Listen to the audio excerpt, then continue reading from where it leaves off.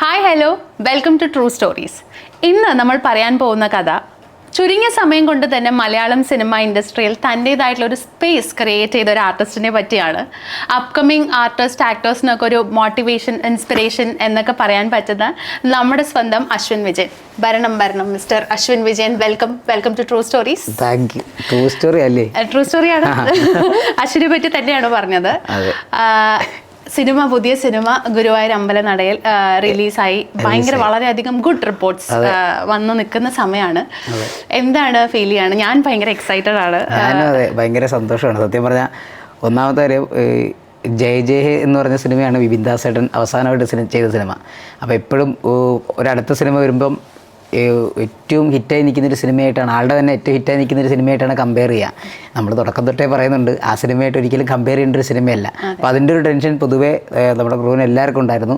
പക്ഷേ ഭയങ്കര ഹാപ്പിയായി. അതിനെയൊക്കെ പൊളിച്ച് സിനിമ വേറൊരു തരത്തിലോട്ട് മാറി, അല്ലെങ്കിൽ ഭയങ്കര പോസിറ്റീവ് റെസ്പോൺസ് എല്ലായിടത്തും വരുന്നു എന്ന് പറയുമ്പം തന്നെ ഭയങ്കര സന്തോഷം. ഈ സിനിമയുടെ ഒരു ചെറിയ ഭാഗമാവാൻ പറ്റിയതിന് വലിയ കാര്യം. അതെ, എല്ലാവർക്കും ഇപ്പം അശ്വിനെ പോലെ തന്നെ എനിക്ക് തോന്നുന്നു അപ്കമിങ് ആർട്ടിസ്റ്റാണ്. ഞാൻ നേരത്തെ പറഞ്ഞ പോലെ തന്നെ ഒരു വളരെ ചുരുങ്ങിയ സമയത്ത് കൊണ്ട് തന്നെ ഇത്രയും വലിയ ആർട്ടിസ്റ്റിനൊപ്പം ലൈക്ക് പൃഥ്വിരാജ്, ബേസിൽ, നിഖില, അനശ്വര, അങ്ങനെ വലിയ ആർട്ടിസ്റ്റ്. നിങ്ങളുടെ റീൽസും ഇന്റർവ്യൂസ് ഒക്കെ ഭയങ്കര വൈറലാണ്. അതെ, നിങ്ങളുടെ സ്വന്തം ഈ അടുത്തൊരു റീലും ഉണ്ടായിരുന്നില്ല, നിങ്ങളുടെ സ്വന്തം ലീഡർ. അപ്പം ഇത്രയും വലിയ ആർട്ടിസ്റ്റിന്റെ കൂടെ, ഒരു വലിയ ക്രൂവിന്റെ കൂടെ അഭിനയിക്കുമ്പോൾ എന്തായിരുന്നു എക്സ്പീരിയൻസ് ആണ് പറഞ്ഞ പോലെ അത്ഭുതമാണ്. സത്യം പറഞ്ഞാൽ സിനിമ ഫോക്കസ് ചെയ്ത് സിനിമ സ്വപ്നം കണ്ട് നടന്ന ഒരാളാണ് ഞാൻ. കുട്ടിക്കാലം മുതലേ സിനിമ ചെയ്യണം, അല്ലെങ്കിൽ അതിനുവേണ്ടി നാടകങ്ങളും കാര്യങ്ങളും സ്റ്റേജും ഈ കോമഡി ഷോസ് അടക്കം ഞാൻ പോയി ചെയ്യുന്നത് സിനിമ ഫോക്കസ് ചെയ്തിട്ടാണ്, സിനിമയിലേക്കൊരു വഴി എന്നുള്ള നിലയ്ക്കാണ്. അപ്പോൾ അത്രയും സ്വപ്നം, കാരണം ഒരുപാട് പേരുണ്ടല്ലോ സിനിമ സ്വപ്നം കണ്ട് കിടക്കുന്നവരാണ് ബഹുഭൂരിപക്ഷ ആളുകളും. അപ്പോൾ അവരുടെ പോലെ തന്നെ സിനിമ സ്വപ്നം കണ്ട് നടന്ന് അതിൻ്റെ ആദ്യ പടികൾ, ഇതൊക്കെ എന്ന് പറയുമ്പോൾ നമ്മുടെ ചവിട്ടുപടിയാണ്. തുടക്ക സമയം, അല്ലെങ്കിൽ നമ്മുടെ കൈപിടിച്ച് കയറ്റുന്ന സമയമാണ്. അപ്പോൾ തുടക്ക സമയങ്ങളിൽ ഇപ്പോൾ ബേസിലേട്ടൻ്റെ കൂടെ അല്ലെങ്കിൽ രാജുചേട്ടൻ്റെ കൂടെയൊക്കെ അഭിനയിക്കാൻ പറ്റുക എന്ന് പറഞ്ഞാൽ തന്നെ വലിയൊരു ദൈവാനുഗ്രഹമായിട്ട് കരുതുക ഞാൻ. കാരണം പലർക്കും കിട്ടാത്ത, അല്ലെങ്കിൽ അവർക്കും എത്തിപ്പെടാൻ പറ്റാത്ത ഒരവസരം, കഴിവില്ലാത്തതുകൊണ്ടല്ല, അത് സിനിമയിലേക്ക് എത്തിപ്പെടുക എന്ന് പറഞ്ഞാൽ ഭയങ്കര റിസ്ക്കുള്ള പരിപാടിയാണ്. അപ്പോൾ അതിലേക്ക് അങ്ങനെ എത്തിപ്പെട്ടൊരു സത്യം പറഞ്ഞാൽ വലിയൊരു ദൈവാനുഗ്രഹമായിട്ട് കരുതുക. കാരണം ഇവരുടെ കൂടെയൊക്കെ ആണെങ്കിൽ പോലും ഒന്നാമത്തെ കാര്യം, ഇത്രയും വലിയ ക്രൂവിൻ്റെ കൂടെയാണ്, അല്ലെങ്കിൽ ഇത്രയും വലിയ ടീമിൻ്റെ കൂടെയാണ് ഞാൻ നിൽക്കുന്നത് എന്നുള്ള ആ ഒരു സീരിയസ്നെസ് സത്യം പറഞ്ഞാൽ നമുക്ക് ഉണ്ടായിട്ടില്ല. അത് നമ്മുടെ ലൊക്കേഷൻ, മെയിനായിട്ട് നമ്മുടെ ഡയറക്ടർ വിപിൻ ദാസ് ഏട്ടൻ്റെ പ്രത്യേകത. വിപിൻ ദാസ് ഏട്ടൻ ഭയങ്കര കൂളാണ്. വിപിൻ ദാസ് ഏട്ടൻ ഭയങ്കര ഫ്രണ്ട്ലി ആയിട്ടുള്ള ഒരാളാണ്. എനിക്ക് മുമ്പേ അറിയാം വിപിൻ ദാസ് ഏട്ടനെ. ഞങ്ങൾ മുമ്പ് ഞാനും ജോമോനും ഒക്കെ ഒരു ഷോർട്ട് ഫിലിം ചെയ്തിട്ടുണ്ടായി. നമ്മുടെ ഫാലിമിയുടെ ഡയറക്ടർ നിതീഷ് ഏട്ടൻ ചെയ്ത ഷോർട്ട് ഫിലിം അല്ല, ഒരു സീരീസ് ആയിരുന്നു അത്, ഞൊടി എന്ന് പറഞ്ഞിട്ട്. ആ സമയത്ത് വിപിൻ ദാസ് ഏട്ടൻ എല്ലാവരും ഉണ്ട്. ആ സമയത്ത് എനിക്കൊന്നും ജയ് ജയ് ചെയ്തിട്ടില്ല. അപ്പോൾ അത് മുമ്പുള്ള പരിചയമുണ്ട്. അപ്പം അതിനുശേഷം കുറേ ഗ്യാപ്പ് കഴിഞ്ഞാണ് എന്നെ അൺഎക്സ്പെക്റ്റഡ് ആയിട്ടാണ് വിപിൻ ദാസ് ഏട്ടൻ വിളിക്കുന്നത്. ഇങ്ങനെ ഒരു പരിപാടിയുണ്ട്, മായൻകുട്ടി എന്ന് പറഞ്ഞൊരു ക്യാരക്ടർ ചെയ്യാൻ നിന്നെ വിളിക്കും എന്നും പറഞ്ഞ് വിളിക്കുന്നത്. വിളിച്ചപ്പോൾ തന്നെ ഞാൻ ഭയങ്കര എക്സൈറ്റ്മെൻറ്റ് ആവും. ഒന്നാമത്തെ കാര്യം, അതിന് മുമ്പ് ബേസിലേട്ടനായിട്ട് ഞാൻ നന്നായിട്ട് കണക്ട് ചെയ്ത് വരുന്നൊരു സമയമാണ്. ആസ് എൻ്റെ ബ്രദറിനെ പോലെയാണ് ബേസിലേട്ടൻ. അപ്പോൾ ആളുടെ കൂടെ ഇപ്പോൾ എങ്കിലും ചന്ദ്രയാണെങ്കിലും കഠിനടവരൊക്കെ ചെയ്ത് പിന്നെ അടുത്ത് റിലീസ് ചെയ്യണ വാഴയും ആളുടെ കൂടെ തന്നെയാണ്. അപ്പോൾ ആളായിട്ടൊരു ഭയങ്കര രസമുള്ളൊരു ബന്ധമുണ്ട്, ഭയങ്കര ഇൻട്രസ്റ്റിംഗ്. കാരണം ഞാൻ കണ്ടിട്ടില്ല ഇത്രയും ഫ്ലെക്സിബിളായിട്ട്, അല്ലെങ്കിൽ ഇത്രയും നമ്മളെ സപ്പോർട്ട് ചെയ്യുന്നൊരു ആർട്ടിസ്റ്റിനെ, ഒരു ആക്ടറിനെ ഞാൻ മലയാള സിനിമയിൽ ഇതുവരെ കണ്ടിട്ടില്ല. ഭയങ്കര പോസിറ്റീവ് സപ്പോർട്ട് ചെയ്യുന്നൊരു ആളാണ് ബേസിലേട്ടൻ. അപ്പോൾ ആളുടെ കൂടെ ചെയ്യാൻ പറ്റുക, അതിലൊക്കെ അപ്പുറം എക്സൈറ്റ്മെൻ്റ് ആയത് രാജചേട്ടനാണ് അഭിനയിക്കുന്നതെന്ന് പറഞ്ഞപ്പോൾ ഞാൻ ഞെട്ടി. അപ്പോൾ പിന്നെ ഒന്നും നോക്കാനില്ല, പിന്നെ നമുക്ക് കഥ അറിയണ്ട, കാര്യങ്ങൾ അറിയണ്ട, ഒന്നും അറിയണ്ട, എങ്ങനെയും പോയി ചെയ്താൽ മതി. എന്നാലും അവരുടെ കൂടെ നമ്മൾ ഇത്രയും ദിവസം നമ്മൾ ടി വിയിലൊക്കെ, ഓഫ് കോഴ്സ് നമ്മളെല്ലാവരെയും പോലെ തന്നെ അശ്വിനും ആദ്യം ടി വിയിലൊക്കെ കണ്ടിട്ട് പൃഥ്വിരാജ് അല്ലെങ്കിൽ ബേസിൽ എന്നൊക്കെ വിചാരിച്ച ആൾക്കാരുടെ കൂടെ വളരെ ക്ലോസ് ആയിട്ട് ആക്ട് ചെയ്യാണ്. ഓഫ് കോഴ്സ് നിഖില, വിമൽ, അതുപോലെ തന്നെ അനശ്വര, അവരെ കുറിച്ചൊക്കെ അവരൊക്കെ നമ്മൾ ടി വിയിൽ കണ്ടിട്ടുണ്ട്. ഭയങ്കര എക്സൈറ്റ്മെന്റ് ഉണ്ടായത് യോഗി ബാബു വന്നപ്പോഴാണ്. അതെ, യോഗി ബാബുവിന് എനിക്ക് തോന്നുന്നു ആദ്യത്തെ മലയാള ചിത്രമാണ്. പുള്ളിയൊക്കെ വളരെ സിമ്പിൾ ആണ്, എല്ലാവരും നല്ലൊരു റാപ്പോ. അതെ, എല്ലാവരും ഒന്നാമത്തെ കാര്യം, ആർക്കും അങ്ങനെ ഒരു ഭയങ്കര ഹെഡ് വെയിറ്റ് ഇട്ട് നിൽക്കുന്ന ആളുകളല്ല ആരും. ഈ പറഞ്ഞ നിഖില, അനശ്വരയൊക്കെ ഞങ്ങൾ ഓരോ സീൻ കഴിയുമ്പോൾ നമ്മൾ ക്ലൈമാക്സ് 24 ദിവസം ഷൂട്ട് ചെയ്തിട്ടുണ്ട് കളമശ്ശേരി സെറ്റ് ഇട്ടിട്ട്. അപ്പം നമുക്കൊന്നും വലിയ പരിപാടികളില്ല സത്യം പറയാം. ക്ലൈമാക്സിലൊക്കെ നമ്മൾ കട്ട പോസ്റ്റാണ്. അപ്പോൾ ഈ സമയത്ത് നമ്മൾ കുറേ സമയം ഫ്രീ ആയിരിക്കുമ്പോൾ ഇവരാരും ക്യാരവാനിൽ പോവില്ല. എല്ലാവരും പുറത്ത് കസാര ഇട്ടിട്ട് വട്ടത്തിൽ ഇരുന്നിട്ട് കളിക്കും. ഈ പഴമ്പ്, പച്ചക്കറി, കോടതി, ഇത് കളിക്കും. നിഖിലയും അനശ്വരയൊക്കെ ഷോട്ടിന് പെട്ടെന്ന് വിളിച്ചാൽ മടി അവിടെ നിന്ന് എഴുന്നേറ്റ് അങ്ങോട്ട് പോകാൻ, അല്ല കളി തോറ്റു പോകും. എന്നിട്ട് പോയി ഷോട്ട് എടുത്തിട്ട് മോണിറ്ററിൽ പോയി നോക്കുക പോലും ചെയ്യില്ല. ഷോട്ട് കഴിഞ്ഞാൽ അപ്പോൾ ഓടി ഇങ്ങി വരും കളിക്കാനായിട്ട്. പക്ഷെ ഭയങ്കര രസമായിരുന്നു. രാജേട്ടൻ മുമ്പ് പറയുന്നത് കേട്ട് കുറേ വർഷങ്ങൾക്ക് ശേഷമാണ് ആർട്ടിസ്റ്റുകളെല്ലാവരും ഇങ്ങനെ ഒന്നിച്ചിരിക്കുന്നതൊക്കെ കാണുന്നത്. കാരണം രാജേട്ടൻ ഷോട്ട് കഴിഞ്ഞ് കാരണം രാജേട്ടൻ നമ്മളോട് ഇതുപോലെ ഒന്നിരിക്കാൻ പറ്റില്ല, കാരണം അത്രയും ക്രൗഡ് ഉള്ളതാണ്. അപ്പോൾ പുള്ളിക്ക് ഇരിക്കണമെന്നുണ്ടാവും മനസ്സിൽ, പക്ഷേ പുള്ളി പറയുകയും ചെയ്തു കഴിഞ്ഞ ഇൻ്റർവ്യൂസിലൊക്കെ രാജേട്ടൻ ഷോട്ട് കഴിഞ്ഞാൽ നേരെ കാരവാനിൽ പോകുമ്പോൾ നമ്മളെ കാണുന്നത്. നമ്മൾ വൻ കളിയാണ് ഇവിടെ, എല്ലാവരും ബേസിലായിട്ടും ഉണ്ടാവും, എല്ലാവരുമായിട്ടിരുന്നു. ഭയങ്കര രസമാണ്. ഇപ്പോൾ നല്ല പോസിറ്റീവ് റെസ്പോൺസ് ആണ് സിനിമയ്ക്ക് കിട്ടിക്കൊണ്ടിരിക്കുന്നത്. അശ്വിൻ എങ്ങനെയാണ് ഈ സിനിമയിലേക്ക് എത്തിപ്പെടാനുണ്ടായ ഒരു കാരണം, അല്ലെങ്കിൽ ത്രൂ എങ്ങനെയാണ് ഇതിലേക്ക് വന്നത്? ഇത് ഒന്ന് വിപിൻ ചേട്ടൻ എന്നെ ബമ്പർച്ചിരിയുടെ എപ്പിസോഡ് കണ്ടിട്ടുണ്ട്. രണ്ടാമത്തെ കാര്യം, പുള്ളി ഒരു ദിവസം ഞാൻ ബമ്പർച്ചിരി തന്നെ ഷൂട്ടിന് നിൽക്കുന്ന സമയത്താണ് ഒരു ദിവസം എന്നെ രാത്രി വിളിക്കുന്നത്. വിപിൻ ചേട്ടാ, ചേട്ടാ വിപിൻ ദാസ് ആണെന്ന് പറഞ്ഞത്. എനിക്ക് മനസ്സിലായില്ല ആദ്യം, കാരണം ഞാൻ മറ്റേ സീരീസ് ചെയ്തിട്ട് കുറേ ആയി. വിപിൻ ദാസ് ആണ് മനസ്സിലായില്ല എന്ന് പറഞ്ഞു. ജയ ജയഹയൊക്കെ ചെയ്ത ആണാ വിജയടാ പറയുന്നു പറഞ്ഞു. അപ്പോൾ പിന്നെ നമുക്ക് ഇനി ഒന്നും ചിന്തിക്കാനില്ല, ആൾ വെറുതെ വിളിക്കില്ല. എൻ്റെ അടുത്ത് സുഖമാണെന്ന് ചോദിക്കാൻ വേണ്ടി പുള്ളിക്ക് വിളിക്കേണ്ട ഒരു കാര്യമില്ല. പുള്ളി വിളിച്ചിട്ട് ഏട്ടാ ഞാനാണെന്ന് പറഞ്ഞാൽ ഭയങ്കര എക്സൈറ്റ്മെൻറ്റ്. ഏട്ടാ ഒരു സിനിമ ഇങ്ങനെ പ്ലാൻ ഉണ്ട്, അപ്പം നീ നിനക്ക് ഓക്കെ ആണോ എന്ന് ചോദിച്ചു. ഞാൻ പറഞ്ഞു എന്താ ഓക്കെയാണ്, പ്രശ്നം എടുത്താൽ പറഞ്ഞ് 2 ക്യാരക്ടർ എൻ്റെ അടുത്ത് പറഞ്ഞു. ഒന്ന് മറ്റേ ഈ വിനു ബേസിലായിട്ട് വിനുവിൻ്റെ അനിയൻ ആയിട്ടുള്ള ക്യാരക്ടറുണ്ട്, സാഫാണ് അതിപ്പോൾ ചെയ്യണത്. ആ ക്യാരക്ടറും മായൻകുട്ടി 2 ക്യാരക്ടറാണ് പറഞ്ഞത്. അപ്പോൾ പിന്നീട് അവരുടെ ഡിസ്കഷനിൽ മായൻകുട്ടി എന്ന് പറഞ്ഞ ക്യാരക്ടർ ഞാൻ ചെയ്യണം എന്നുള്ള നിലയ്ക്ക് ആയിട്ട് എന്നെ വിളിച്ച് പറഞ്ഞു, എടാ ഇങ്ങനെ ഒരു പരിപാടി ഉണ്ട്, ഇത് ചെയ്യണം. പിന്നെ നമുക്ക് ഇതിനകത്ത് അഭിനയിക്കുന്നത് ആരാണ് ഒന്നും അറിയണ്ട, കാരണം ഒരു സൂപ്പർ ഹിറ്റ് അടിച്ച് നിൽക്കുന്ന ഒരാളാണ്, ജയ് അടിച്ചിരിക്കുന്ന ഒരാളാണ്. അപ്പോൾ ആളുടെ ഹ്യൂമർ സെൻസ് എനിക്ക് ഭയങ്കര ഇഷ്ടമാണ്. ചില ആൾ സ്ക്രിപ്റ്റ് വെച്ച് പോലും അല്ല ചില സാധനങ്ങളൊന്നും ഷൂട്ട് ചെയ്യുക, സ്പോട്ടിൽ ഇംപ്രവൈസ് ചെയ്യും. ഓരോ സീൻ ബൈ സീനായിട്ട് ഹ്യൂമർ വർക്ക് ചെയ്തുകൊണ്ടിരിക്കും ലൊക്കേഷനിൽ. അത് എനിക്ക് ഭയങ്കര ഇഷ്ടമുള്ള ഒരാളാണ്. മീൻസ് ഈ അമ്പലനടയ്ക്ക് എന്നെ വിളിക്കുന്നതിന് മുമ്പേ എനിക്ക് ഭയങ്കര ഇഷ്ടമുള്ള ഒരാളാണ് വിപിൻ ചേട്ടൻ. അപ്പോൾ ആൾ വിളിച്ചപ്പോൾ ഭയങ്കര എക്സൈറ്റ്മെൻ്റ് ആയി. പിന്നീട് എനിക്ക് തോന്നുന്നു ആ വിളി കഴിഞ്ഞ് കുറച്ച് ഗ്യാപ്പിന് ശേഷമാണ് ഷൂട്ട് തുടങ്ങുന്നത്. കുറച്ച് സമയം എടുത്തിട്ടാണ് പിന്നെ ഷൂട്ട് തുടങ്ങിയത്. അശ്വിൻ, ചില ആളുകളെ നമുക്ക് സിനിമയിൽ 1-2 സിനിമ അല്ലെങ്കിൽ 2-3 സിനിമകളിൽ വളരെ പ്രോമിനൻ്റ് ആയിട്ടുള്ള റോളുകൾ ചെയ്താൽ മാത്രമേ ആൾക്കാർ ഐഡൻറ്റിഫൈ ചെയ്യുള്ളൂ. പക്ഷെ അശ്വിൻ്റെ സിനിമയിലേക്ക് വരുന്നതിന് മുന്നേ ആൾക്കാർക്ക് ഭയങ്കര ഇഷ്ടമാണ്. ടു ബി ഓണസ്റ്റ്, പുറത്തിറങ്ങി കഴിഞ്ഞ് കഴിഞ്ഞാൽ ഇതെൻ്റെ ബെസ്റ്റിയാണ് എന്നൊന്നും നമുക്കിപ്പോൾ പറയാൻ പറ്റില്ല. നാട്ടില് ബെസ്റ്റി കണ്ണാപ്പിക്കൊക്കെ ഇത്രയും അതിനെ ട്രെൻഡിങ് ആക്കിയത് എനിക്ക് തോന്നുന്നു അശ്വിനാണ്. അശ്വിൻ അതിനെ കുറിച്ച് ഒന്ന് പറയോ? അതിനെ കുറിച്ച് എന്താണെന്ന് വെച്ചാൽ, സത്യം പറഞ്ഞ ഒരു വലിയ ഭാഗ്യമാണ്. ഈ പറഞ്ഞ പോലെ പുറത്തിറങ്ങുമ്പോൾ എല്ലാവർക്കും ആഗ്രഹമുള്ളൊരു കാര്യമാണ്, നമുക്ക് ഒരു ഐഡൻറ്റിറ്റി വേണം, പുറത്തിറങ്ങുമ്പോൾ നമ്മളെ 2 പേര് തിരിച്ചറിയണം എന്നുള്ളത്. വെറുതെ തിരിച്ചറിഞ്ഞിട്ട് കാര്യമില്ല. അപ്പോൾ ഈ ബമ്പർച്ചിരി എന്ന് പറയുന്നൊരു ഷോ ഉള്ളതുകൊണ്ടാണ് സത്യം പറഞ്ഞാൽ എനിക്ക് ഈ സിനിമകളിലേക്ക് എൻട്രി കിട്ടുന്നതും.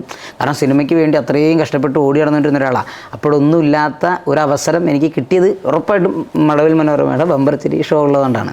അപ്പോൾ ആ ഷോ വന്നതിന് ശേഷം ഇപ്പോൾ ഈ പറഞ്ഞ പോലെ സിനിമകളിൽ 1, 2, 3 സിനിമകൾ കഴിഞ്ഞാലും അയാളെ ക്യാരക്ടർ ചെയ്തു പോകുന്നു മറന്നു, അത്രേ ഉള്ളൂ. പക്ഷേ എനിക്കുള്ളൊരു പോസിറ്റീവ് ഞാൻ മനസ്സിലാക്കിയത് ഈ പറഞ്ഞ പോലെ അറിയാം സ്ക്രീനിൽ വരുമ്പോൾ അശ്വിനത എന്ന് പറയാൻ ആളുകൾക്ക് പറ്റുന്നുണ്ടെങ്കിൽ സത്യം പറഞ്ഞാൽ അത് വലിയൊരു ഭാഗ്യമാണ്. ആൾക്കാർ എന്താ പറയുക, ഒന്ന് മൂഡ് ഓഫ് ആകുമ്പോഴൊക്കെ എനിക്ക് തോന്നുന്നു അശ്വിനില് ഞാനൊക്കെ കുറെ അധികം കണ്ടിട്ടുള്ളതാണ് യൂട്യൂബില്, മറ്റേ കണ്ണാപ്പിയും അതുപോലെ തന്നെ കലിപ്പനും കാന്താരിയും ഒക്കെ ഒരുപാട് തവണ കണ്ട്. നമ്മൾ എപ്പോൾ കണ്ടാലും എത്ര തവണ നമ്മൾ റിപ്പീറ്റ് അടിച്ച് കണ്ടാലും വളരെയധികം ചിരിക്കാൻ സാധ്യതയുള്ള കുറെ കോമഡീസ് ആണ്. അതിലേക്കുള്ള ത്രെഡ് എന്തായിരുന്നു? എനിക്കൊന്ന് കലിപ്പനും കാന്താരിയും എന്ന് പറഞ്ഞ സ്കിറ്റ് തലേ ദിവസം ഉണ്ടായതാണ്. ഞാൻ ഷൂട്ടിൻ്റെ തലേ ദിവസം ഞങ്ങൾ വേറൊരു കണ്ടൻ്റായിരുന്നു പിടിച്ചത് ആദ്യം.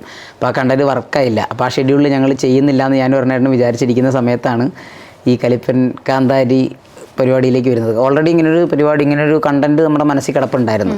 മീൻസ് ഇപ്പം ഒന്നാമതൊരു അത് ചെയ്യുന്ന സമയം അതിൻ്റെ സമയമായിരുന്നു, കലിപ്പൻ കാന്താരിമാരുടെ സമയമായിരുന്നു. കലിപ്പന്മാരുടെ ഭയങ്കരമായ കലിപ്പന്മാർ ഇറങ്ങിയിരിക്കുന്ന ഒരു സമയമായിരുന്നു. നിങ്ങളുടെ ശേഷം പിന്നെ അത് കഴിഞ്ഞപ്പോഴാണ് നമ്മൾ ബെസ്റ്റ് ചെയ്യുന്നത്. ബെസ്റ്റ് ഈ ഐക്കില്ലർ വർഷയും റൈഡർ കണ്ണാപ്പിയും വന്നത് എങ്ങനെയാണെന്ന് വെച്ചാൽ, ഞാനും അരുണേട്ടനും ഒരു ദിവസം ലുലു മാളിൽ ഇങ്ങനെ വെറുതെ കറങ്ങാൻ പോയപ്പം ഒരു കപ്പിൾസ് നമ്മളെ കണ്ട് നമ്മുടെ അടുത്ത് ഫോട്ടോ എടുക്കാൻ വന്നു. ഒരു നല്ലപോലെ സംസാരിച്ച് ഫോട്ടോ എടുക്കാൻ വന്ന് നമ്മളൊരു സെൽഫി എടുത്തോട്ടെ എന്ന് വെച്ചു. നമ്മൾ എടുത്തോന്ന് പറഞ്ഞാൽ അവർ സെൽഫി എടുക്കാൻ വേണ്ടി ഫോൺ പൊക്കിയപ്പോൾ അവരവരെ ഹെൽമെറ്റ് എടുത്ത് വെച്ച്. അവരവരെ ഹെൽമെറ്റ് വെച്ചിട്ട് അവരുടെ തല കാണാനില്ല. അവർ ഹെൽമെറ്റ് വെച്ചിട്ട് നമ്മളുടെ തല മാത്രമേ കാണുന്നുള്ളൂ. അപ്പോൾ അവരുടെ നമ്മൾ ചോദിച്ചാൽ എന്താ ഇങ്ങനെയെന്ന് ചോദിച്ച സമയത്ത് അവർ പറഞ്ഞു നമ്മൾ ഇങ്ങനെയാണ്, ഇതാണ്. അതിൽ നിന്നും അല്ലെങ്കിൽ അവരിൽ നിന്നുമാണ് സത്യം പറഞ്ഞാൽ ഈ ബെസ്റ്റി കണ്ടന്റ് ഉണ്ടായത്. കാരണം അവർക്ക് അവരുടെ മുഖം കാണിക്കണം അങ്ങനെയൊന്നുമില്ല, അവരുടെ ഐഡന്റിറ്റിയെ വേറെയാണ്. അതാണ് നമ്മളെ ബെസ്റ്റിയുടെ തുടക്കമൊക്കെ ബൈക്കും ഹെൽമെറ്റും. അത് നല്ല കോമഡി ആയിരുന്നു. അത് പറയുമ്പോൾ നിങ്ങളുടെ കയ്യിലൊരു ഭയങ്കര ഭയങ്കര ട്രെൻഡിങ് ആയ ഒരു സൗണ്ട് ഉണ്ടല്ലോ, അതൊന്നും കലിപ്പനും കാന്താരിയില്ലേ ഏതായാലും ഇതിങ്ങനെ അത് ഭയങ്കര ഹിറ്റായിരുന്നു. അത് എപ്പോ കണ്ടാലും അരണേട്ടൻ പറയുന്നത് ഭയങ്കര രസമാണ്. ഇത് പറയുമ്പോൾ വളരെ ഇമ്പോർട്ടൻ്റ് ആയിട്ടുള്ള ഒരു പേഴ്സണെ നമുക്ക് പറയാതിരിക്കാൻ പറ്റില്ല, അശ്വിൻ്റെ അമ്മ. അശ്വിൻ എനിക്ക് തോന്നുന്നു സ്റ്റാർട്ട് ചെയ്തത് അമ്മയുടെ കൂടെയാണ്. അതെ അതെ, ബംബർചിരിയിൽ തുടക്കം അമ്മയായിട്ടാണ്. മുമ്പ് കോമഡി ഫെസ്റ്റിവൽ ചെയ്യുന്ന സമയത്ത് അമ്മ ഉണ്ടായിരുന്നു. അതെ അതെ. പക്ഷെ അത് ടീമിലായതുകൊണ്ടാണ് നമ്മൾ രണ്ടായി മാറിയത്. ഇപ്പോൾ വ്യക്തമായിട്ട് രണ്ടുപേരായതുകൊണ്ട് അമ്മയെ ഭയങ്കര പ്രൊഫൈലായിട്ട്. അമ്മ എന്ന് പറയുന്നത് ഭയങ്കര ഒരു അനുഗ്രഹമാണ് സത്യം പറഞ്ഞാൽ. ഭയങ്കര ഹാപ്പിയാണ് അമ്മയുടെ ഒരു മകനെ ജനിക്കാൻ പറ്റിയതിൽ വലിയൊരു സന്തോഷമുണ്ട് സത്യം പറഞ്ഞാൽ. കാരണം വേറെ പലരും പെർഫോം ചെയ്യുന്നവരുണ്ടാവും, എല്ലാം ഉണ്ടാവും. പക്ഷെ ഇങ്ങനെ സപ്പോർട്ടീവായിട്ട് ഒരാൾ കൂടെ വന്നത് ഉറപ്പായിട്ടും. ഇത് ഇറങ്ങി നിന്ന് കളിക്കാന്ന് പറഞ്ഞാൽ കളത്തിലായിരുന്നു. അതെ അതെ. ഫാമിലി ഫുൾ ഇങ്ങനെ ആർട്ടിസ്റ്റ് ആണോ അതോ അമ്മ അശ്വിനും മാത്രമാണോ? ചേച്ചി ഡാൻസറാണ്, ഡെന്റൽ ടെക്നീഷ്യനാണ്. അതുപോലെ തന്നെ ചേട്ടൻ ഡാൻസറാണ്. അവൻ പറഞ്ഞ പോലെ വ്യക്തമായ ജോലിയുണ്ട്, സോഫ്റ്റ്വെയർ എഞ്ചിനീയറാണ് നമ്മുടെ ഇൻഫോ പാർക്കിൽ. അമ്മ നാടകങ്ങൾ കളിക്കും കുട്ടിക്കാലം മുതൽ, അച്ഛൻ ചിത്രം വരയ്ക്കും. എല്ലാവർക്കും എവിടെയോ ഒരു കലാകുടുംബമാണ്, നല്ല ടച്ച് ഉണ്ട്. അശ്വിൻ തുടങ്ങിയത് എനിക്ക് തോന്നുന്നു തിയേറ്റർ നാടകങ്ങളാണ് ഏറ്റവും കൂടുതൽ ഇഷ്ടവും നാടകം തന്നെയാണ് ഇപ്പോഴും.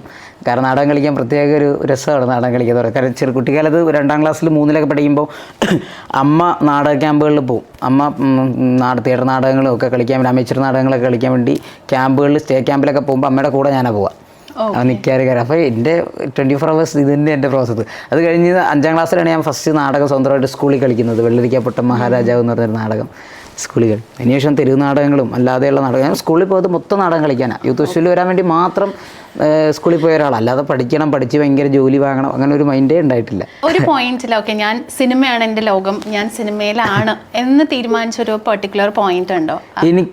എനിക്ക് സത്യം പറഞ്ഞാൽ ചെറുത് മുതലേ എനിക്ക് വേറൊരു ജോലി ചെയ്യണം, അല്ലെങ്കിൽ എല്ലാവർക്കും ഉണ്ടാവില്ല, അംബീഷൻ ഉണ്ടാവില്ല, ഞാൻ എനിക്കിതാവണം അങ്ങനെ ഒരു ബോധം ഉണ്ടാവില്ല. എനിക്ക് സിനിമ ചെയ്യണം എന്ന് തന്നെയായിരുന്നു ചെറുത് മുതലേ ആഗ്രഹം. അല്ല വേറെ ഒരു പ്രോസസ്സ് ഒന്നും ഉണ്ടായിട്ടില്ല. വേറെ ഒരു ചിന്തയുണ്ടല്ല, എംപ്ലോയ്മെന്റ് കാർഡ് പോലും പുതുക്കിയിട്ടില്ല. അത് നല്ലൊരു കാര്യമാണ്. ഇതിന്റെ ഒപ്പം തന്നെ അശ്വിനെ എത്രത്തോളം, അശ്വിന്റെ നാട് അല്ലെങ്കിൽ വീട് കോഴിക്കോടാണ്, കോഴിക്കോട് എത്രത്തോളം ഇൻഫ്ലുവൻസ് ചെയ്തിട്ടുണ്ട്? കോഴിക്കോട് ഇൻഫ്ലുവൻസ് നമ്മുടെ കോഴിക്കോട് എന്ന് പറയുന്നത് അത് പറയുന്നതിനേക്കാൾ കേൾക്കാൻ ഭയങ്കര രസമുള്ളൊരു നിങ്ങളുടെ ആ സ്കിറ്റിൽ ഫുൾ എല്ലാം ഒരു കോഴിക്കോടൻ സ്ലാങ് പിടിച്ചിട്ടുള്ള ഒരു സംഭവമാണ്. അത് ഭയങ്കര ഹിറ്റായ എല്ലാവർക്കും കണക്ട് ചെയ്യാൻ പറ്റുന്ന ഒരു കാര്യം കൂടിയാണ്. അതെന്താന്ന് വെച്ചാൽ സ്കിറ്റ് ചെയ്യുന്ന സമയത്ത് ഞാൻ ഭയങ്കര കോഴിക്കോടാണ്. കാരണം അത് ആളുകൾക്ക് ഇഷ്ടമാണ്, നമ്മൾ ഇഷ്ടമുള്ള കൊടുത്താൽ പോരെ, അല്ലാതെ വെറുതെ കൊടുത്തിട്ട് കാര്യമില്ലല്ലോ. അപ്പോൾ അതുകൊണ്ടാണ് ആ സ്കിറ്റിൽ. പക്ഷേ ഞാൻ ശരിക്കും സംസാരിക്കുമ്പോൾ ഭയങ്കര കോഴിക്കോട് അല്ലെങ്കിൽ ഭയങ്കര പരിപാടിയല്ല. ഞാൻ മനസ്സിലാക്കുന്നത് ഇപ്പോൾ അമ്പലനാട് ആണെങ്കിലും കോഴിക്കോട് സ്ലാങ്ങിലാണ് ചെയ്തിരിക്കുന്നത്. അപ്പോൾ തുടർന്നുള്ള സിനിമകൾ മുമ്പോട്ടുള്ള കാര്യങ്ങളൊക്കെ പല ഭാഷകളിലാണ് ചെയ്തതും ഇനി അടുത്ത് ചെയ്യാനിരിക്കുന്നതൊക്കെ പല പരിപാടികളാണ്. അപ്പോൾ നമ്മൾ ഒരു ഭാഷയിൽ ലോക്കായി പോകരുതെന്ന് ആഗ്രഹിക്കുന്നുണ്ട് ഞാൻ. അപ്പോൾ അതുകൊണ്ട് അത് ആ സ്കിറ്റിന് അതായിരുന്നു ആവശ്യം, അതുകൊണ്ട് അങ്ങനെ ചെയ്തത്രേ ഉള്ളൂ. ഇനി വരാനിപ്പം സിനിമ, അഭിനയം ഓഫ് കോഴ്സ് ഉണ്ട്. അതല്ലാതെ വേറെ ഏതൊക്കെ സിനിമയുടെ മേഖലകളിൽ കൈവയ്ക്കണം എന്നാണ് ആഗ്രഹം? അതേപോലെ ഇനി ഏതൊക്കെയാണ് അപ്കമ്മിങ് പ്രോജക്റ്റ്? ഇനി അടുത്ത റിലീസ് എനിക്ക് തോന്നുന്നത് സംശയം എന്ന് പറഞ്ഞൊരു പടം, മറ്റേ രാജേഷ് രവി ഡയറക്റ്റ് ചെയ്ത പടം. ആർക്കറിയാന്ന് പറഞ്ഞൊരു സിനിമ ഉണ്ടായിരുന്നു, ബിജു മേനോൻ അതിൻ്റെ റൈറ്ററാണ്. ഇത് ഡയറക്റ്റ് ചെയ്തെങ്കിൽ രാജേഷ് രവിയാണ്. നമ്മുടെ വിനയ് ഫോർട്ട്, ഷറഫുദ്ദീൻ, ലിജോ മോളാണ് അഭിനയിച്ചേക്കണത്. സംശയം അത് നല്ല പരിപാടിയായിരിക്കും ഇത് വിശ്വസിക്കുന്നത്. സ്ക്രിപ്റ്റ് എനിക്ക് ഭയങ്കര ഇഷ്ടപ്പെട്ടു വായിച്ചപ്പോൾ. സംശയമുണ്ട്. പിന്നെ വാഴ, ബേസിലേട്ടൻ വിപിൻ സ്റ്റീവിൻ്റെ അടുത്ത പടം വാഴയുണ്ട് റിലീസ് ചെയ്യാൻ. പിന്നെ ഇത് കമ്മ്യൂണിസ്റ്റ് വെച്ച സക്കറിയയുടെ, നമ്മുടെ സുഡാനി ഫ്രം നൈജീരിയൊക്കെ ചെയ്തില്ലേ, അവരുടെ കമ്മ്യൂണിസ്റ്റ് വെച്ച റിലീസുണ്ട് ജൂണിൽ. അതുപോലെ പിന്നെ ഒരു ജാതി ജാതകം, വിനീത് ശ്രീനിവാസൻ, എം മോഹനൻ സാറിൻ്റെ ഒരു ജാതി ജാതകമുണ്ട്. അത് കഴിഞ്ഞാൽ പിന്നെ ഒരു എഴുത്ത് പരിപാടി ഇങ്ങനെ പ്ലാനുണ്ട്. എഴുത്ത് കംപ്ലീറ്റ് ആയി. അപ്പോൾ അതിൻ്റെ ഒരു പ്രൊഡക്ഷൻ പരിപാടി ആയിട്ടാണ് ഞാൻ സത്യം പറഞ്ഞ് ഇവിടെ വന്നത്. അതിൻ്റെ ഒരു ഫൈനൽ പരിപാടിയിൽ, അതിൻ്റെ ഒരു എൻ്റെ പരിപാടിയിലാണ് ഇപ്പം ഇങ്ങനെ നിൽക്കുന്നത്. അതിന് വേണ്ടിയിട്ടാണ് ഇവിടെ വന്നത്. അങ്ങനെയല്ല, എല്ലാവരെയും പോലെ സ്വപ്നമാണല്ലോ, അതിലേക്ക് ഇങ്ങനെ പതുക്കെ പതുക്കെ പതുക്കെ വരുന്നത്. ഒരു ഡ്രീം പ്രോജക്റ്റ് അല്ലെങ്കിൽ ഇത് ചെയ്താൽ ഞാൻ ഉറപ്പായിട്ട് ഞാൻ എഴുതുന്ന സബ്ജക്റ്റ് അതിൽ അഭിനയിക്കുന്നുണ്ടല്ലോ. എല്ലാം നമ്മൾ തന്നെ ചെയ്യില്ല, എല്ലാം ഒന്നുമില്ല. റൈറ്റിംഗ് എൻ്റെയാണ്, ഞാൻ എഴുതുന്നുണ്ട്, അഭിനയിക്കുന്നുണ്ട്. ഉറപ്പായിട്ടും ഞാൻ എനിക്ക് അഭിനയിക്കാൻ വേണ്ടി എഴുതുന്നത്. എന്ന് വെച്ചാൽ ലീഡ് കാസ്റ്റ് ഒന്നുമല്ല, എങ്കിൽ പോലും നല്ല സ്ട്രോങ്, എൻ്റെ മാക്സിമം എനിക്ക് തെളിയിക്കാൻ പറ്റുന്ന ഒരു പരിപാടി ഞാൻ തന്നെ പ്രൂവ് ചെയ്യാന്നുള്ളൊരു പരിപാടി. അശ്വിൻ, അതുപോലെ തന്നെ അപ്കമിങ് ആർട്ടിസ്റ്റിന് അല്ലെങ്കിൽ സിനിമയിൽ ഇപ്പം അശ്വിൻ പറഞ്ഞ പോലെ തന്നെ സിനിമ സ്വപ്നമായിരുന്നു. സിമിലർലി കുറേ ഇതുപോലെ സെയിം സ്വപ്നം കാണുന്ന കുറേ ആൾക്കാരുണ്ട് നമ്മുടെ. അതെ, എങ്ങനെയെങ്കിലും ഒന്ന് സിനിമയിൽ ചെറിയൊരു വേഷമെങ്കിലും ചെയ്താൽ മതി എന്ന് വിചാരിക്കുന്ന കുറേ അധികം ആളുകളുണ്ട്. അവരോട് എന്താണ് പറയാനുള്ളത്, അല്ലെങ്കിൽ എന്താണ് റൂട്ട് ഒന്ന് പറഞ്ഞു കൊടുക്കുക? റൂട്ട് ഞാൻ പറഞ്ഞു കൊടുക്കേണ്ട കാര്യമൊന്നുമില്ല. അത്രയുള്ള പരിപാടി നമ്മൾ വീണ് കണ്ടിരിക്കുക. ഒരുപാട് പ്രതിസന്ധികൾ ഉണ്ടാവും. ഈ സിനിമ ഫോക്കസ് ചെയ്യുന്ന ആളുകൾക്ക് ഭയങ്കരമായിട്ട് പ്രതിസന്ധികൾ നേരിടേണ്ടി വരും. ഏറ്റവും കൂടുതൽ ഫാമിലിയിൽ നിന്നും അല്ലെങ്കിൽ അടുത്ത കുടുംബക്കാരിൽ നിന്നും ഏറ്റവും കൂടുതൽ പ്രതിസന്ധികൾ നേരിടേണ്ടി വരുന്ന ഒരാൾക്കാരാണ് സിനിമ. കാരണം സിനിമ ഒരിക്കലും സ്ഥിരതയുള്ള അല്ലെങ്കിൽ സ്ഥിരമായിട്ട് നിൽക്കുന്ന ഒരു ജോലിയല്ല. അപ്പോൾ അവിടെ സ്ഥിരമാവാൻ വേണ്ടി ഭയങ്കരമായിട്ട് ഹാർഡ് വർക്ക് ചെയ്യുക എന്നുള്ളതാണ്. ആ സ്ഥിരതയിലേക്ക് നമ്മൾ എത്തുന്ന വഴിക്ക് നമുക്ക് ഒരുപാട് അടികളുണ്ടാവും. എൻ്റെ വീട്ടിൽ എനിക്കറിയാം, ഒരു സമയത്തൊക്കെ എൻ്റെ വീട്ടിൽ നിന്ന് എൻ്റെ അച്ഛനൊക്കെ എന്നെ കൈവിട്ട സമയങ്ങളൊക്കെ ഉണ്ട്, കയ്യിൽ നിന്ന് പോയി എന്ന് കരുതിയ സമയങ്ങളൊക്കെ ഉണ്ട്. അതിന് ശേഷമാണ് പറയുമ്പോൾ ബമ്പർച്ചിരിയിൽ പോലും ഞാൻ വരുന്നത്. ഒരിക്കലും അവരുടെ തെറ്റോ അവരുടെ കുറ്റമോ അല്ല. ഒരു മക്കൾ ഒരു സമയം കഴിയുമ്പോൾ, ഒരു പ്രായം കഴിയുമ്പോൾ എന്താവും എന്നുള്ള ടെൻഷൻ എല്ലാ പാരൻസിനും ഉണ്ടാവും. ആ ടെൻഷൻ സ്വാഭാവികമായിട്ട് എൻ്റെ പാരൻസിനും ഉണ്ടായിരുന്നു, ഇപ്പോഴും ഉണ്ട്. കാരണം ഇപ്പോഴും സ്റ്റാൻഡല്ല, ആയി വരുന്നല്ലേ ഉള്ളൂ. അപ്പോൾ അത്തരം പ്രതിസന്ധികൾ ഉണ്ടാകുന്ന സമയത്ത് എനിക്കൊന്നൊരു 80% ആളുകളും ഉപേക്ഷിക്കും. ഇനി അടുത്ത പരിപാടി ഇത് കഴിഞ്ഞു, നമ്മുടെ ലാസ്റ്റ് സ്റ്റേജ് ആണുള്ള. ഞാൻ എല്ലാവരോടും എന്നല്ല, ഭയങ്കരമായിട്ട് ഫോക്കസ് ചെയ്യുന്നവരോട് ഇത്രേ ഉള്ളൂ, അതവിടെ നിർത്താതെ അത് കണ്ടിന്യൂ ചെയ്താൽ നമ്മൾ അതിനുവേണ്ടി ഭയങ്കരമായിട്ട് ഹാർഡ് വർക്ക് ചെയ്യുന്നുണ്ടെങ്കിൽ കൺഫേം നമ്മളതിലെത്തും. അതെങ്ങനെയാണെങ്കിലും എത്തും, അതിനകത്ത് ഒരു ഡൗട്ട്. കാരണം എനിക്കിപ്പോഴും ഓർമ്മയുണ്ട്, 12 വർഷം മുമ്പാണ് കോമഡി ഫെസ്റ്റിവൽ എന്ന് പറഞ്ഞ പ്രോഗ്രാം നടക്കുന്നത്. ആ സമയത്ത് എനിക്ക് 16 വയസ്സ് 17 വയസ്സുള്ള അതിനകത്ത് നിൽക്കുമ്പോൾ, ആ സമയത്തും ഞാൻ +2 എക്സാം എഴുതാതെ +2 കളഞ്ഞിട്ട് ആരും അറിയാതെ വന്നിട്ടാണ് ഇവിടെ പരിപാടി ചെയ്യുന്നത്. പിന്നെ 4 വർഷം കഴിഞ്ഞാണ് രണ്ടാമത് ഗവൺമെൻറ് അതേ സ്കൂളിൽ തന്നെ പ്ലസ് ചെയ്യുന്നത്. പിന്നെ നമുക്ക് എങ്ങനെയും രക്ഷപ്പെടുക എന്നുള്ള, കാരണം അപ്പോഴും നമ്മുടെ മൈൻഡിൽ ഭയങ്കര പക്വതയുള്ള മൈൻഡല്ല, സമയമല്ല. പക്ഷേ അപ്പോൾ പോലും നമ്മൾക്ക് ഈ കാര്യത്തിൽ നമ്മൾ വളരെ പക്വതയായിട്ടാണ് ആ സമയം തൊട്ടേ ചിന്തിക്കുന്നത്.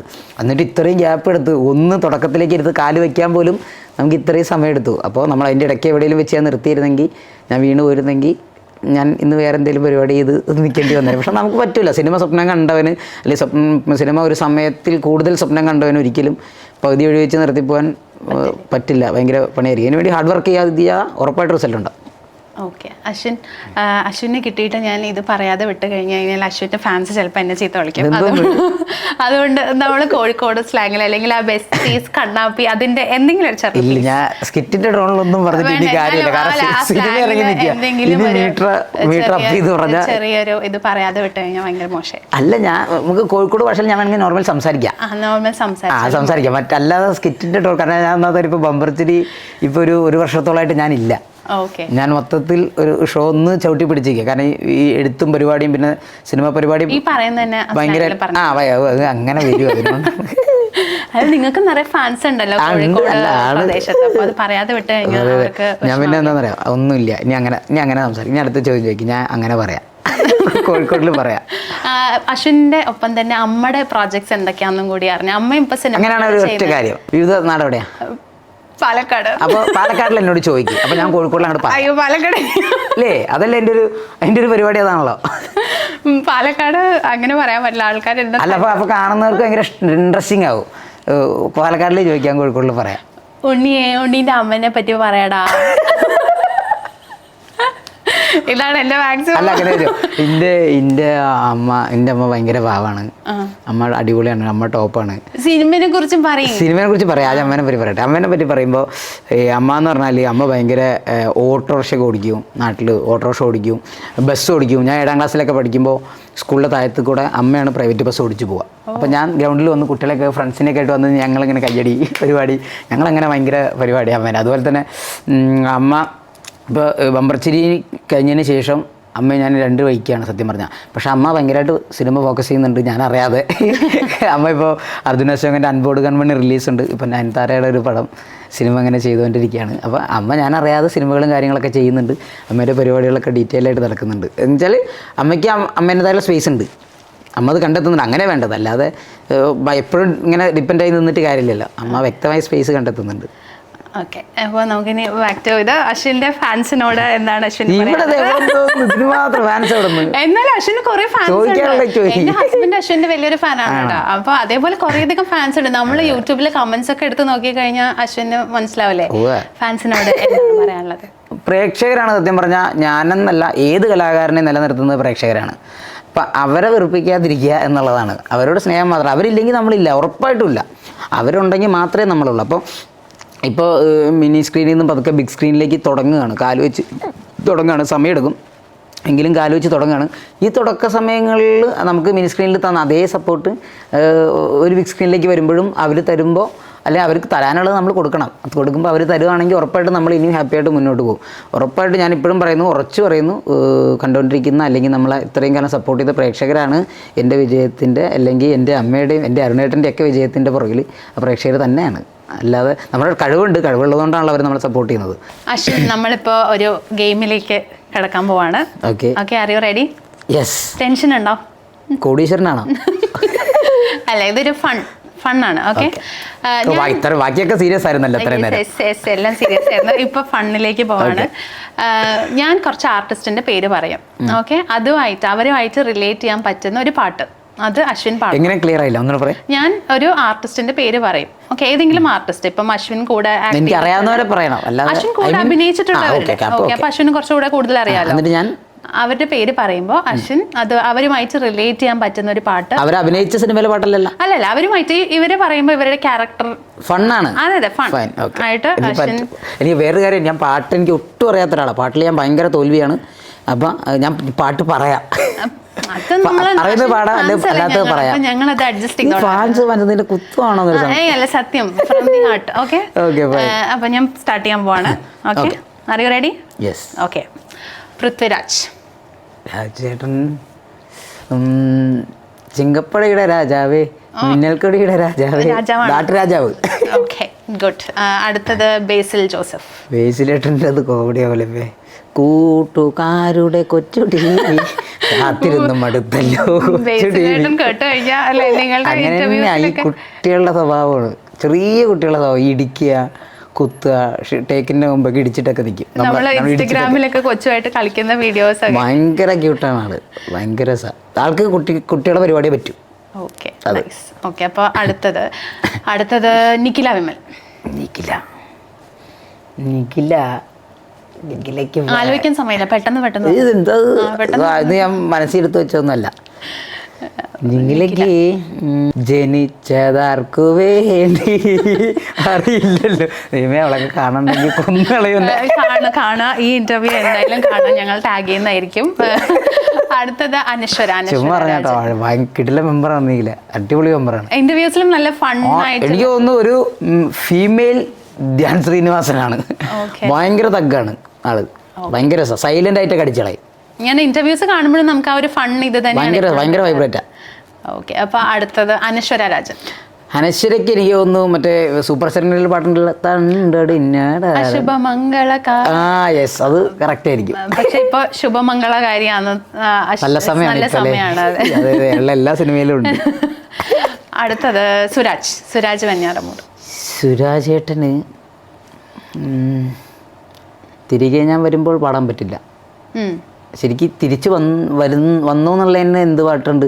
കാരണം സുരേട്ടൻ ഏകദേശം ഒന്ന് ഇങ്ങനെ വിട്ട് പോയി തുടങ്ങിയ സമയത്താണ് ആക്ഷൻ ഹീറോ ബൈജു എന്ന് പറഞ്ഞ സിനിമ ചെയ്ത് നമ്മളെയൊക്കെ ഞെട്ടിച്ച് കളഞ്ഞ് വേറൊരു പരിപാടി പിടിച്ച് ഇപ്പം ഭീകര നടനായി മാറിക്കഴിഞ്ഞ്. അപ്പോൾ ആ ഒരു അപ്പോൾ ആ ഒരു ഭയങ്കര ഒരു കംബാക്ക് നടത്തിയൊരു നടനാണ്. എനിക്ക് ഭയങ്കര ഇൻസ്പിറേഷനുള്ള ഒരു ആക്ടറാണ്. എന്നെ ഏറ്റവും കൂടുതൽ ഞാൻ ഫോളോ അപ്പ് ചെയ്തിരുന്ന ഒരാളായിരുന്നു സുരേട്ടൻ പണ്ട് തൊട്ട്. അപ്പം last but not the least, അത് ഒരു ഫ്രൈസാണ്. ഓക്കെ, അടുത്തത് വിപിൻ ദാസ്. വിപിൻദാസേട്ടന് ഇപ്പം എന്താ പറയുക, ഭയങ്കര ഉത്സവം കൂടെ അതൊക്കെ പാടും. താളവേളം പാട്ടും കൂത്തും നാടിനാഘോഷം, ഇതാണ് ആളുടെ കൂടെ നിന്നാൽ അല്ലെ ആളുടെ സെറ്റിലൊക്കെ വൻ പുളിയാണ്. ഇത് പറയുമ്പോൾ ഒരു കാര്യം പറഞ്ഞോട്ടെ, നിങ്ങൾ ആരെങ്കിലും പറഞ്ഞിട്ടുണ്ടോ അശ്വിൻ്റെയും ബേസിലിന്റെയും ചിരി ഭയങ്കര സിമിലർ ആണെന്ന് പറഞ്ഞിട്ടുണ്ടോ? അല്ലേ, ഞാൻ പെട്ടെന്ന് ഇങ്ങനെ കേൾക്കുമ്പോൾ ഇന്റർവ്യൂസിലൊക്കെ നമ്മള് സിനിമയിലൊക്കെ ബേസിൽ ജോസഫ് ചിരിക്കുന്ന അതേ ചിരിയാണ്. അല്ല, അത് ചിരിയതല്ല, അതങ്ങനെ ബേസിലിന്റെ ഇച്ചിരി ഫ്ലാറ്റാണ്. ഞാൻ എൻ്റെ നോർമലായിട്ട് പക്ഷെ ഭയങ്കര സാമ്യമുണ്ട് കേട്ടോ. ചെറിയ സാമ്യം ഇവിടെയൊക്കെ ഉണ്ട്, മാറിപ്പോ ഇടയ്ക്ക് ലൊക്കേഷനിൽ. ഇനി വരാനിരിക്കുന്ന എല്ലാ പ്രോജക്ട്സും, അശ്വിൻ്റെ സ്വന്തം റൈറ്റിങ്ങിലുള്ള പ്രോജക്റ്റും അതുപോലെ തന്നെ എല്ലാ അപ്കമിങ് പ്രോജക്ട്സും ഭയങ്കര ബമ്പർ ഹിറ്റായി മാറട്ടെ. ജെന്യുവൻലി അശ്വിൻ ഭയങ്കര ഒരു ഇൻസ്പിറേഷനാണ് അപ്കമിങ് ആർട്ടിസ്റ്റിന്. സോ അതുപോലെ തന്നെ ഇനിയും ഒരു ഇൻസ്പിറേഷനായി തുടരട്ടെ, വലിയ വലിയ സിനിമകൾ ചെയ്ത് നമ്മുടെ ഹൃദയങ്ങളിൽ സ്ഥാനം പിടിക്കട്ടെ എന്ന് ഞാൻ ജെന്യുവൻ ആയിട്ട് വിഷ് ചെയ്യുന്നു, ആഗ്രഹിക്കുന്നു.